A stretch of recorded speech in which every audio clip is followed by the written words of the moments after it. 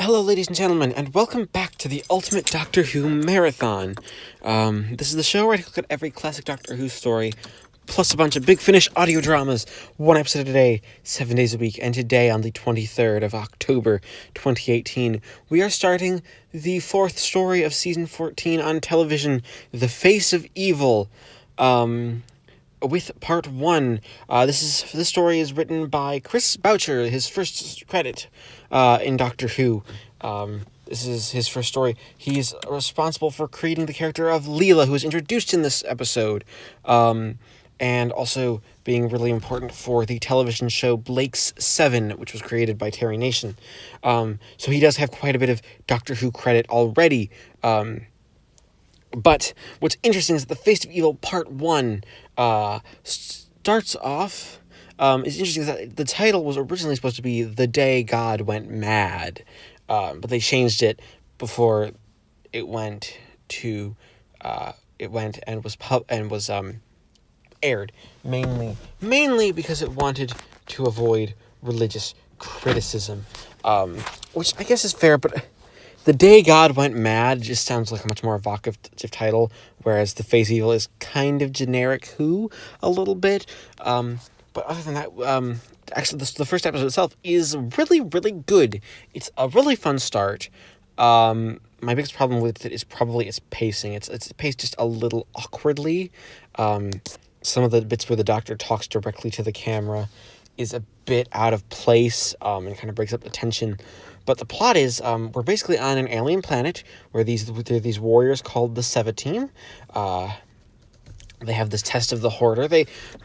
Which also the Doctor arrives on this planet, and is immediately there's this one member of their sort of tribe, Leela, who played by the lovely Louise Jameson, who is eventually going to become our companion. And she is, a joy to watch. She gives a really strong introductory performance. She just sort of is introduced as this very curious character who really would like to see how things work and how things are put together, and how A goes to B and B goes to C. It's that sort of curiosity that the actress brings to the role that really, really works. So much so that she gets thrown out of her tribe, and they're going to hunt her to the death, which is quite interesting, quite barbaric. We are very much in a barbaric tribe. But what's interesting is that when the Doctor arrives, he notices little things not quite adding up on this planet. One of their sacred symbols is texting the the seals on a specific spacesuit. Things like that, just things that aren't acting up. Like one of their religious icons is a part of a spaceship. You sort of know where this is. You sort of can guess where this is going. The idea is that maybe they're not initially from this planet. That they're actually the descendants of maybe some colonists, maybe some other people. We don't quite know that. That's not exactly explained. But it is a very, very good, interesting start. Basically, this is sort of a run around in the jungle for the first episode, which is, again, where quite a lot of the pacing issues come in. By the time the Doctor gets to the tribe, it's kind of dull. He plays wonderfully off some of the people of the tribe. The mad priest, he's like, can I just come forward of my own accord? I'm not the evil one. And there are these lovely little just Tom Baker moments where Tom Baker is very much in control of the role at this point. We're at the point where the role started to get to his head, a little bit. So, he really does steal the show and make it in the limelight. Something that is very, very interesting for the Doctor is that he is in the limelight. He knows where the story is going because of him. He has his ideas. He has his misadventures. He even has this point where basically he tells essentially likes having Leela around. He threatens to kill someone with a deadly jelly baby, which is a standout moment for the episode. He's completely trying to get himself into control. And the big cliffhanger is that the Face of Evil, that the reason they've been calling him the Evil One is because he's been on this planet before. He doesn't remember it. And there is this face, the statue in the side of a mountain of him, as a monument. And it's a an amazingly well done shot for the episode. I believe the story is directed by, I want to say Pennant Roberts, but I might be wrong. He is, but it's a very, very evocative shot. Like it's kind of creepy too. Like seeing the Doctor's face in the side of a mountain, and that's how we end the episode. Like it's a very good, solid bang ending. That being said, some of the story where the story goes is kind of predictable after you start. So overall, I'm going to give The Face of Evil Part 1 an 8 out of 10. Alright, it is the 24th of October 2018, and I just finished watching Part 2 of The Face of Evil. And Part 2 is an episode that deepens the conspiracy around the Seva team. We get the first idea that they are actually a survey team. Big problem with this episode, I don't know what the cliffhanger was supposed to be. It wasn't very well communicated that like what was going on like with the characters, or where the characters were going and why they were doing this thing. It's one of those sort of just gaps where you're like, what was the point of that? Like, were you supposed to be some sort of like what were you going for there? Something that I think may not necessarily be down to the it's not down to the the writers. It's not down to Chris Boucher as a writer, but it's more down to the director, just in the fact that you really like the idea is there is an assault. There's the assault on. There is the assault on the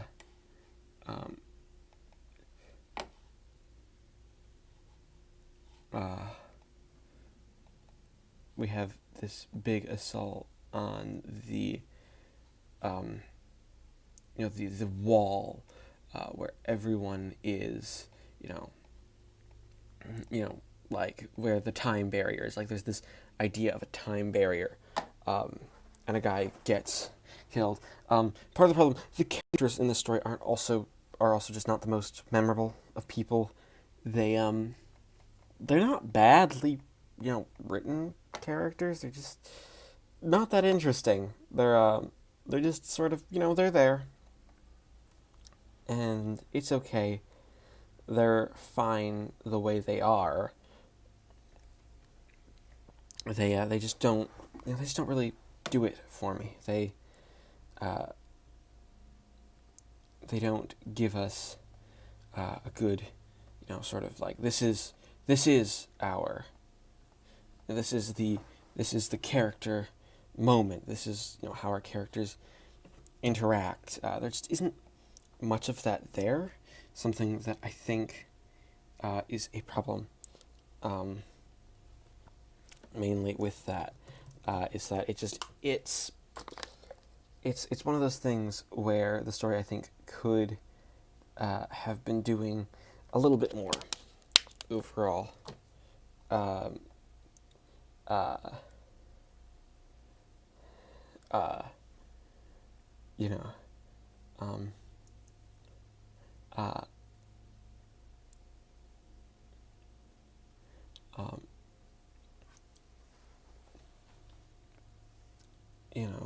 it's one of those things that the story just I don't think does very well. Like it's a very witty story. Tom Baker is excellent here, and he has really good chemistry with Louise Jameson, even if it's like there's this most definite you know feeling of sort of like they're butting heads, which I think kind of helps that they kind of were butting heads behind the scenes originally. Like they did not originally get along until I think production of the next season. It also really doesn't help that that Pennant Roberts is directing this, and he's not the best director. He's kind of bland. Again, his cliffhanger work doesn't exactly give me a feel for the cliffhanger, but the episode is excellent. Don't get me wrong; it's the strength of the script and the performances really do help it. But but the bad direction just makes certain points of the episode feel like I don't quite know where we're going. Like, wait, are they hiding? Are the Doctor and Leela like climbing the mountain? Because we're using just this. We're using a model. It's one of those things where you have that question like where are we going with this? Like, what was, what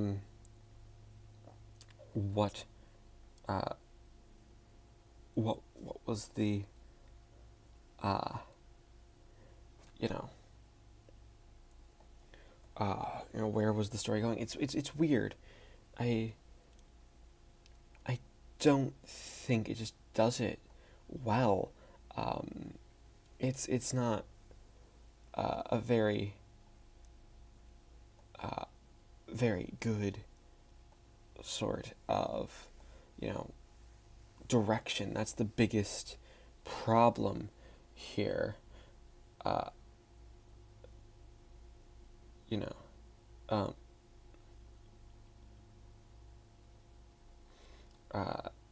it's it's this very weird.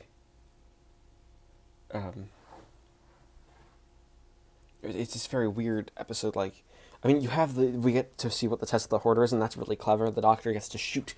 Basically, the Doctor has to shoot a thing before he gets thrown into this pit of like these insectoid things that will basically just eat a thing. And he also kicks this Hoarder on this one guy. It's like, oh, that's funny.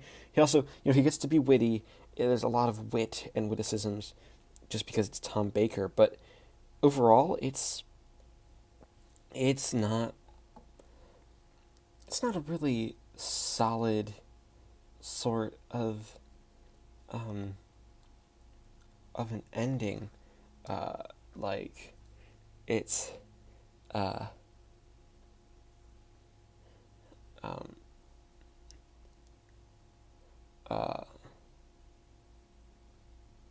like, it doesn't do a good job in it. It's not. The direction is what really sort of brings it down. This would be a really, really solid episode. It's got really solid ideas. And that the story, is really good. It's okay. It's good. It's a good episode. I keep having to say that, but it doesn't do much as a story. It doesn't build the story up. It's just sort of there. So I'm going to give Face of Evil Part 2 another 8 out of 10 because it's got that weird sort of ending, middle thing. And yeah, it works, but it's not perfect. All right, it is the 25th of October 2018. I just finished watching Part 3 of The Face of Evil. And Part 3 of The Face of Evil is quite good, actually. Very, very good. It continues to be an excellent episode. We actually get this big explanation that, well, Xoanin is the computer on a spaceship. They've been building up to this, I guess you can call it a reveal, since the beginning of the story. So when the reveal actually happens, you're not the most surprised about it, because it's like, oh yeah, we were expecting this. This was where the story was going. And let's be fair, that's not always the best way of doing a story. It's just, you really shouldn't necessarily be expecting, I was expecting some sort of a twist. But the big twist is, it's because of the Doctor's interference in an earlier Unseen adventure that we happen to see why the computer went mad. It's his fault, really, and he did it. The big cliffhanger is probably one of the most iconic cliffhangers. You have the Doctor in pain on the floor as these giant faces from the computer of his face, with the voice of a child, just shout out, "Who am I?" in this really high-pitched voice, and it's really good. Though I'm going to be honest, my biggest complaint with this episode, and really all the episodes of the story, is its direction. Pennant Roberts does not do a very good job at directing the story overall. He's he's very much like, let's just do it all over the place, which isn't very good for these spaceship set scenes. Like, he's really, really good at directing the forests. Like, the forest is all set, which is a big surprise. You really think, they might just go out for location, but no, this was an entirely studio-bound story, which I hear might have saved some money for some future stories to do some location work, which I think is just great, because you can really tell that the location work done on this story was big and, written to be, built to be in this expansive forest. And the lighting is good. It's just the spaceship, he just sort of like, it's a spaceship. What you gonna do? It's gonna look bad no matter what we try. Which isn't the best attitude to take, especially for something like Doctor Who, where you really need that entrepreneur attitude. Like, we're gonna do this spaceship. It's gonna look great. We're gonna, try to mask it. Also, the random, like, the Tesh and their eugenics project, like, that's a really interesting plot point that doesn't get too much time devoted to it. Like, we're really much more on the subject. Like, you have the Tesh, and they could be really cool because they're descendants of the technicians. They have a lot of possible development here. They could be a really, really good threat. They just don't do much. They lock Leela up because they're like, we're just gonna do some eugenics on her because you're Doctor, you're God, like, you're our God, and you're, because of that, we're basically going to be like, yeah, we don't care about your companion at all, like, no, we're just going to do the experiments on her, and it's going to be fine, like, that's totally and completely fine. And, that's why you brought her here, right? Which is just one of those weird, it's very weird, like, why? Really? That's why you think the Doctor brought his companion here? Because eugenics is, like, your thing? That's what you wanted to do? That's like, okay, you're kind of crazy, but yeah, I'll go with it. Which is, fine. It's, like, that plot should be a bit more front and center. Now it's just sort of war between the Seva team and the Tesh, which is... The Tesh designs are also very, like, they're not... They're very bad costume designs, like, their hats. It's like, I get it. They're supposed to be the technically advanced ones, but they don't come across that way. They come across as kind of the dumb ones, the ones that have, they have weird things on their head and wires coming out. It's not a good design. A lot of this story falls flat of design flaws. And you know what? Honestly, the episode's great. It doesn't help that it's in a season with a bunch of other great episodes. Because, this one really does, showcase a lot of what Doctor Who can do, what Doctor Who can do really well with a new writer. Robert Holmes obviously enjoyed script editing this one, because part 3 is really, really good. And we have, it'll be interesting to see what part 4 brings, because part 4 will actually have, like, Zoanna itself, like, entering the fray, as we've, actually seen it for once. Like, yeah, we've heard it, but we hadn't seen it before this point, which is, a very, very interesting concept. Like, we should be ramping up for a final conclusion. So, I'm going to give The Face of Evil, part 3, an 8 out of 10. Because, that's really what it deserves. Another 8. All right, it is the 26th of October 2018, and I just finished watching part 4 of The Face of Evil. Part 4 of The Face of Evil should honestly be the point where,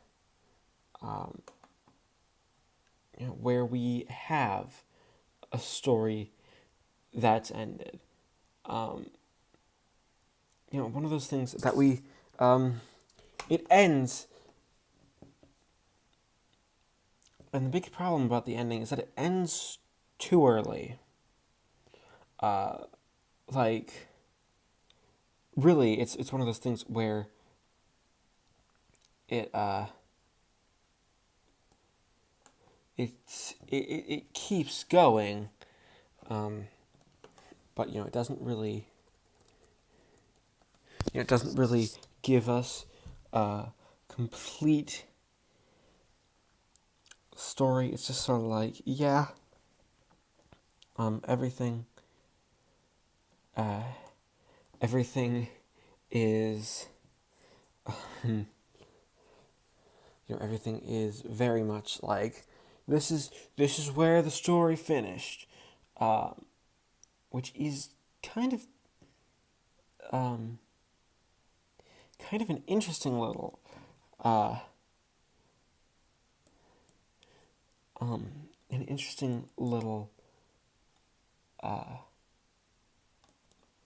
interesting little factoid is that it's like a lot of the ideas that the Tesh and Sabatine have to work together, and it's the ending is really really nice with Leela essentially just being like, I'm coming with you. You don't get a choice.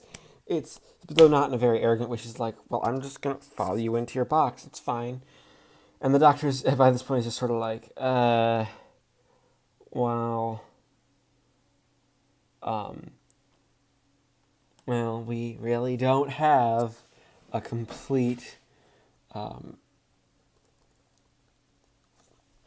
we don't really have a complete sort of ending. Like, it's good. It's great. I enjoy a lot of where we went with it. I think there's a lot of good here. A lot of really, really good things here. It's, you have, the doctor finding the peaceful solution, the alien being kind of different. It's a very different, it's a very, very different sort of ending for an episode, which is fine. It's one of those. It's very very. It does the very interesting sort of thing of doing a weird sort of story, but as a story, it does get to that dark point. You have, but it's probably the weakest episode just because the villain is just sort of defeated by a bunch of technobabble. It's not a very solid ending, but it is good. It is a very good episode. It has these little moments just sprinkled throughout where you get a lot of really fun and really really really good really in general just good story, which I think is worth it. It's kind of a shame that the story doesn't, want to really show how, show where everything, ends. It's just like we're ending now because I really want to end it. There are points where it's like, yes, we just have to end for ending's sake. It could have probably used maybe another episode, or maybe if it just got to the end of episode 2 with at the end of episode 1 instead, we could have actually had a bit of a better story because it's good. It doesn't end very well. It just doesn't do too much outside of it's really good. It's really good. It's not just quite on the level that the past episodes have been, or even the past bits of the Hinchcliffe era have been. That being said, I'm gonna give The Face of Evil Part 4 just a 7 out of 10 because it's good. Don't get me wrong, it's good. Leela's great. The Doctor's great. It just doesn't stick the landing. That being said, we add up the 4 scores and average this episode out to give The Face of Evil a final score of 7.75 out of 10. Thank you everybody for watching this installment of the Ultimate Doctor Who Marathon. As always, please leave a like, comment, and subscribe if you haven't already. And I'll see you next time when we take a look at the penultimate Season 14 television story. A story that actually reveals its big twist in the title, The Robots of Death.